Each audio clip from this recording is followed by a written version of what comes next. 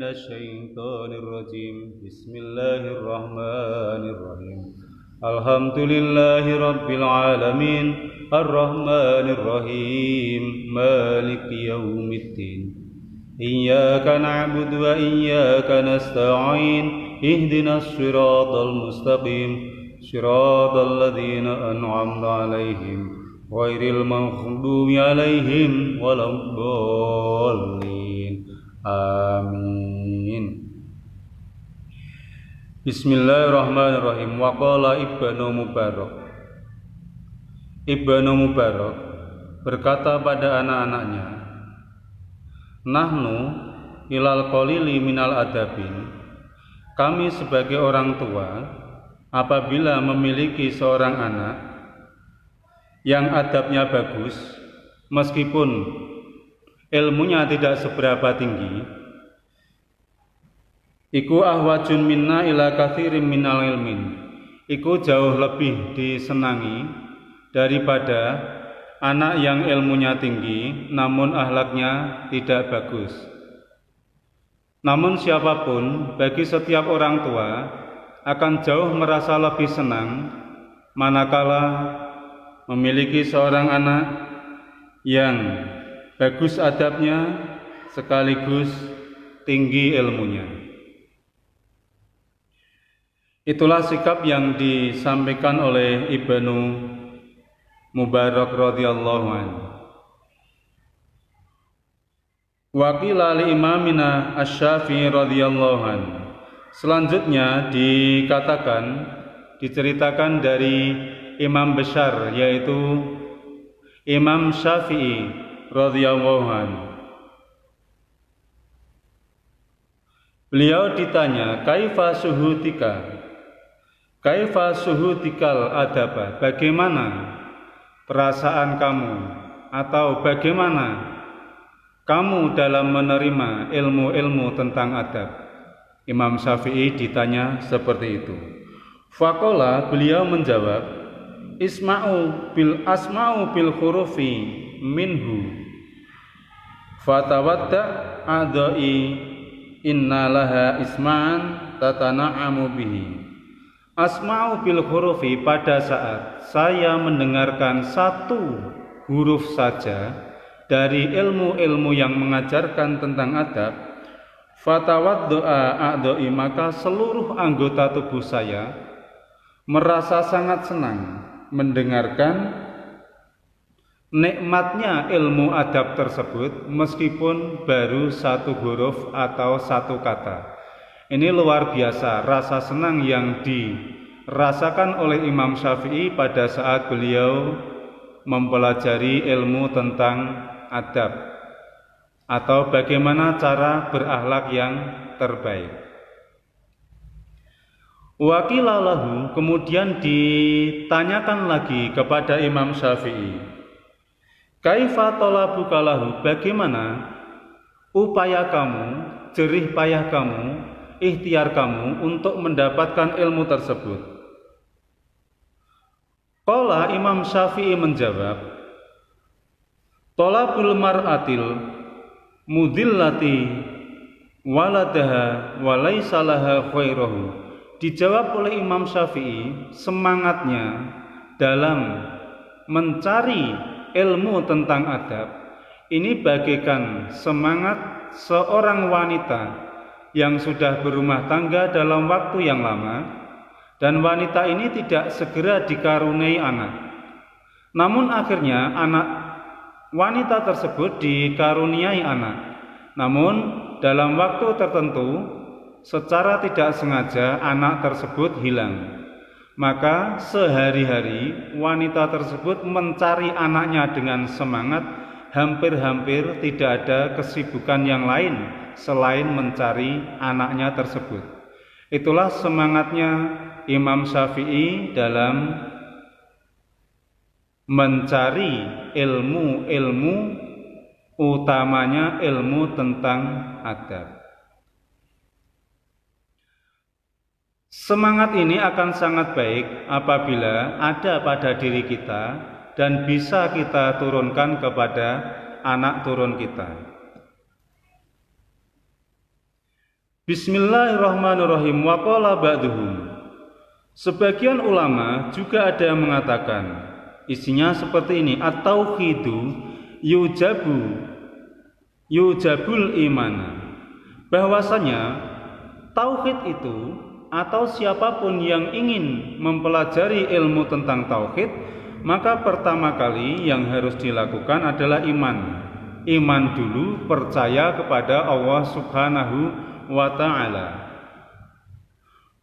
Faman la imana lahu la tauhida lahu, maka sesungguhnya siapapun yang tidak memiliki rasa iman atau sama sekali tidak beriman kepada Allah Subhanahu wa ta'ala, la tauhida lahu, maka orang ini dipastikan tidak akan bisa bertauhid kepada Allah Subhanahu wa ta'ala.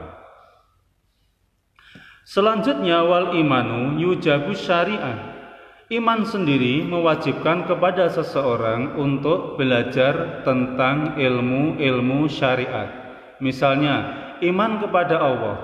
Allah Subhanahu wa ta'ala mewajibkan kepada umat manusia yang beriman untuk melakukan sholat misalnya. Maka di sini ilmu syariat yang mengatur tentang sholat haruslah dipelajari,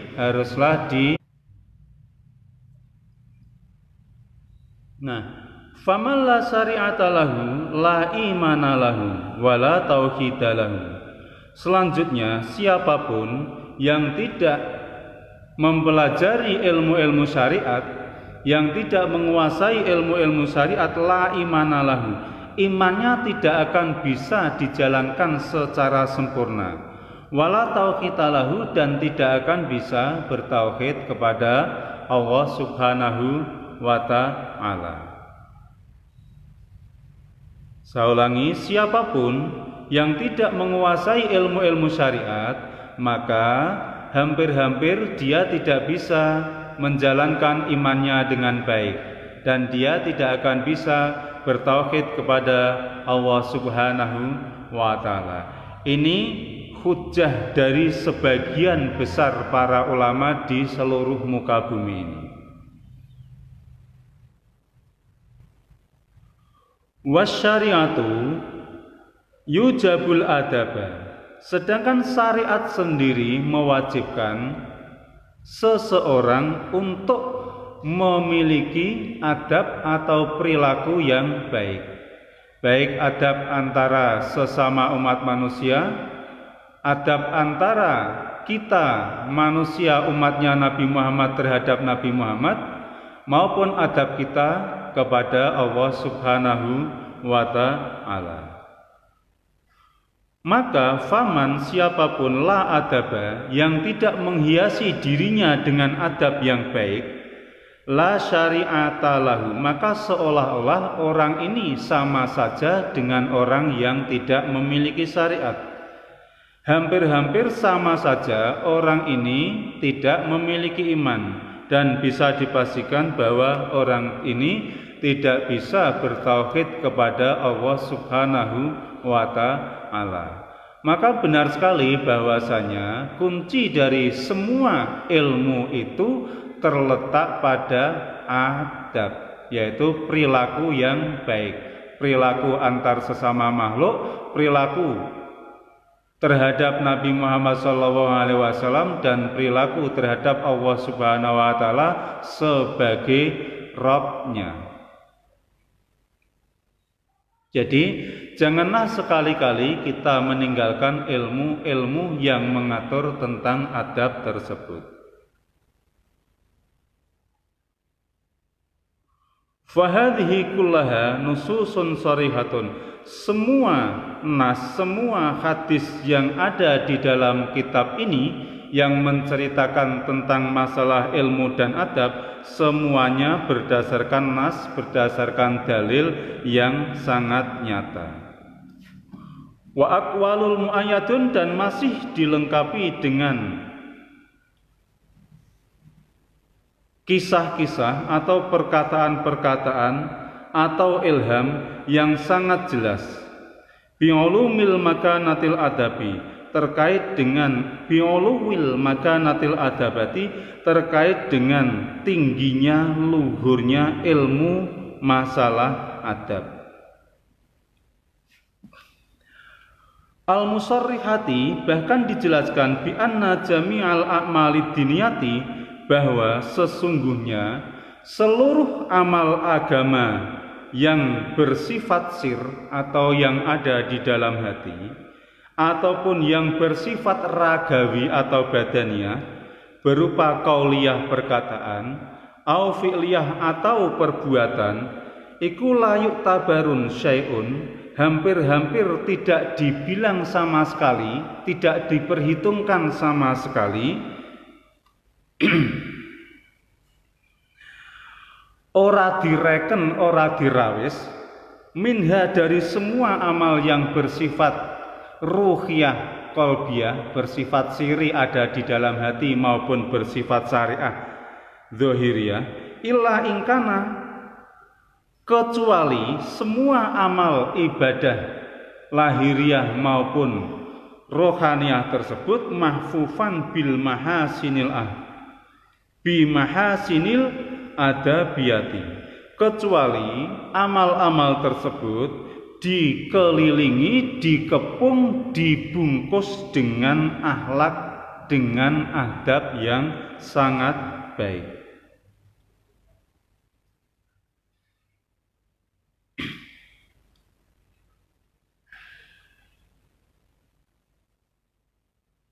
Saya ulangi di sini, amal perbuatan yang bersifat siri maupun yang bersifat lahiriah hampir-hampir dalam pandangan Allah Subhanahu wa taala ini tidak ada nilainya, kecuali amal tersebut dibungkus dengan akhlak, dengan adab yang sangat baik. Tentunya adab yang mengacu pada adab yang dicontohkan oleh Rasulullah Shallallahu Alaihi Wasallam.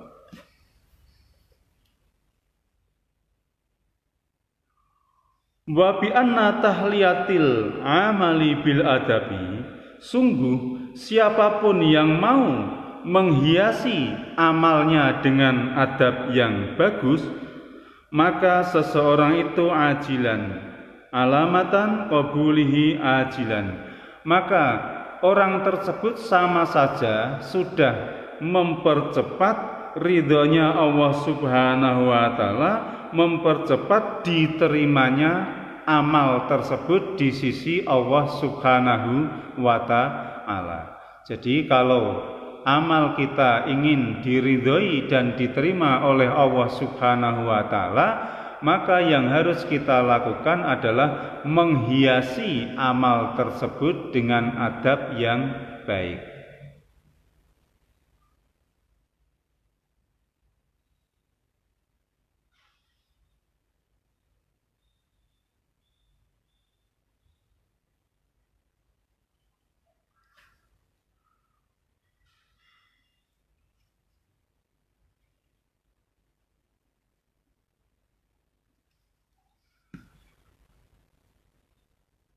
Saudara-saudara semuanya yang saya hormati, yang dirahmati oleh Allah Subhanahu wa taala, adab ini diperlukan oleh semua orang, termasuk di dalamnya adalah orang yang sedang mempelajari suatu ilmu, baik ilmu pengetahuan maupun ilmu-ilmu agama. Semuanya harus diliputi, dihiasi dengan adab yang baik.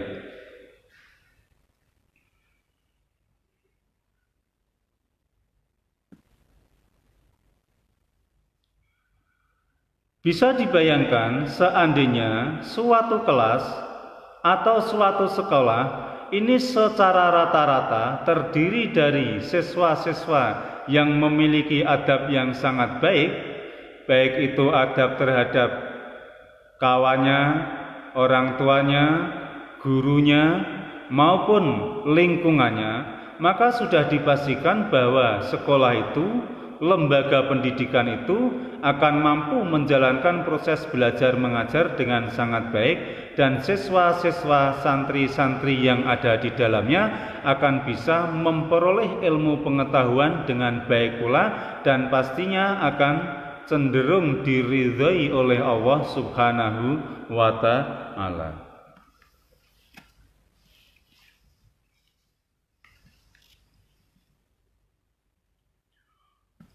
Bismillahirrahmanirrahim. Walamma balaghat ratbatul adabi ila hadhil martabati, pada saat derajatnya ilmu tentang adab ini memiliki derajat yang sangat tinggi,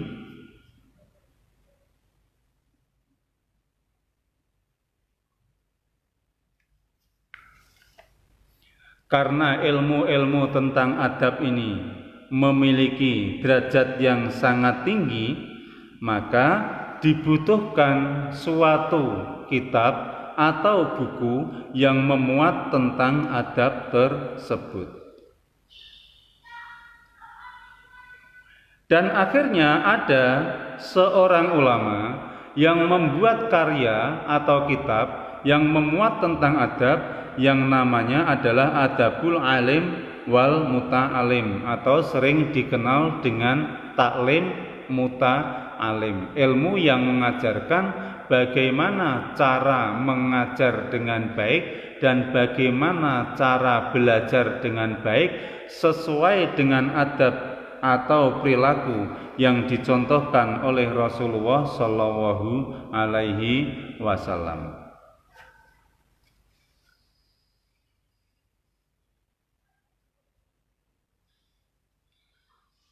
Nah, selanjutnya saya akan menyampaikan tentang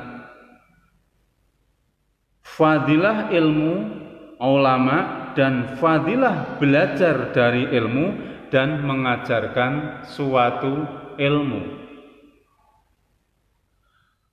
Allah Subhanahu wa Ta'ala berfirman, Bismillahirrahmanirrahim, Yarfa'illahu alladhina amanu minkum walladzina utul ilma darajat. Sungguh Allah Subhanahu wa Ta'ala akan mengangkat orang-orang yang beriman di antara kamu dan mengangkat orang-orang yang berilmu di antara kamu, diangkat derajatnya lebih tinggi di antara yang lain. Artinya, kunci dari kesuksesan seseorang dalam mengarungi hidup di dunia dan di akhirat ini ada dua. Yang pertama adalah iman, yang kedua adalah ilmu.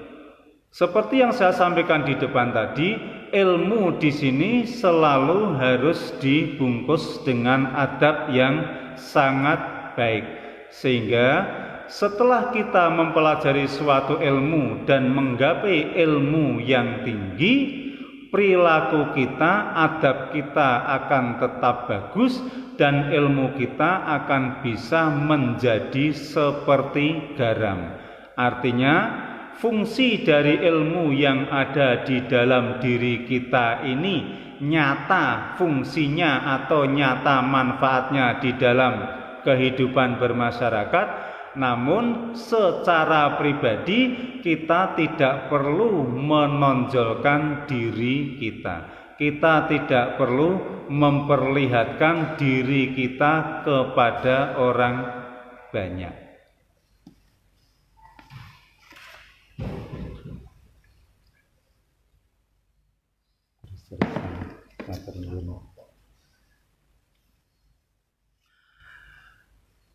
Penjelasan dari ayat tadi, ai wa yurfa'ul ulama'a minkum. Allah Subhanahu wa Ta'ala sungguh akan mengangkat, akan meningkatkan derajat yang lebih tinggi para ulama-ulama yang ada di antara kamu. Disebabkan apa? Bima jama'u minal ilmi wal amal. Disebabkan karena para ulama ini bukan hanya orang-orang yang hafalan ilmunya banyak, tapi mereka dikaruniai oleh Allah Subhanahu wa taala suatu kenikmatan sehingga bisa menyatukan antara ilmu dan amal yang ada di dalam diri mereka. Saya ulangi di sini, ulama dalam uraian kitab ini adalah orang yang bisa menyatukan antara ilmu dan amal yang ada di dalam diri mereka. Bisa disatukan karena anugerahnya Allah Subhanahu wa ta'ala. Jadi bukan hanya semata-mata mereka yang hafalannya banyak, yang analisa keilmuannya bagus, bukan pula yang semata-mata pengikutnya banyak. Tapi standar yang dipakai di sini bagi seorang ulama adalah mereka yang bisa menyatukan ilmu dan amal. Saudara-saudara semuanya dimanapun Anda berada, baik yang mendengarkan pengajian ini secara langsung maupun yang mendengarkan secara offline, semoga senantiasa dirahmati dan diridhoi oleh Allah Subhanahu wa taala beserta seluruh keturunan kita, seluruh keturunan Anda. Umumnya lagi kepada bangsa Indonesia, semoga segera bisa terlepas dari wabah COVID-19 yang terjadi pada bulan ini atau yang terjadi pada tahun ini, segera selesai atas ridhonya Allah Subhanahu wa taala. Akhirnya wallahul muwaffiq ila aqwamit thoriq. Wassalamualaikum warahmatullahi wabarakatuh. Allahumma sholli ala sayyidina Muhammadin tibbil qulubi wa dawaiha wa afiyatil abdani wa shifaiha wa nuril absari wa dhiyaiha wa ala alihi wa sahbihi wa sallim.